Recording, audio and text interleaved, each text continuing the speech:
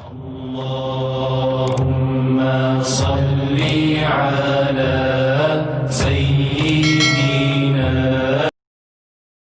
یہ آیت کریمہ اپنے دامن میں اتنی روشنی اور اتنی جامعیت کے ساتھ دین کا خلاصہ ہمارے سامنے رکھتی ہے کہ ہماری روحیں وجد کرنے لگ جاتی ہیں.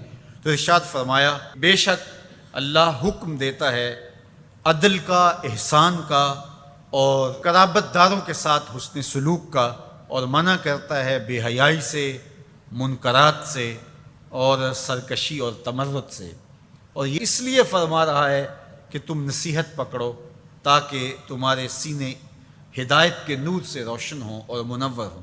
حضرت حسن بصری رضی اللہ تعالی عنہ فرماتے ہیں کہ اس آیت کریمہ میں اللہ نے کسی بھی امر خیر کو چھوڑا نہیں ہے.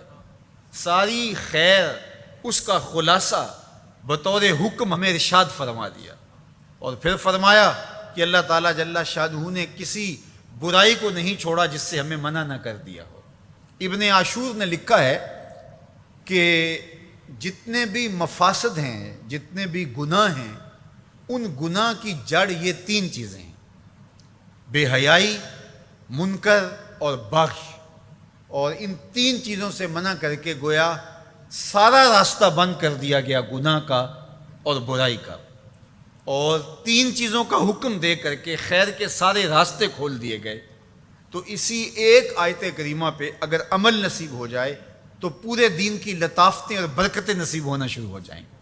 تو تین چیزوں کا حکم دیا کرنے کا: ان اللہ یامر بالعدل، بے شک اللہ عدل کا حکم دیتا ہے، انصاف کا حکم دیتا ہے.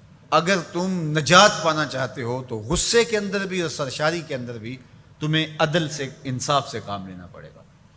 تو ہمارا دین ہمیں عدل سکھاتا ہے. اور قیامت کے دن 7 اشخاص جن کو اللہ اپنے عرش کا ٹھنڈا سایہ عطا فرمائے گا، ان میں سے پہلا شخص حضور نے ارشاد فرمایا امام عادل، وہ شخص جو عدل و انصاف کرتا ہے، وہ امام، وہ حاکم جو عدل سے امور سلطنت نبھاتا ہے.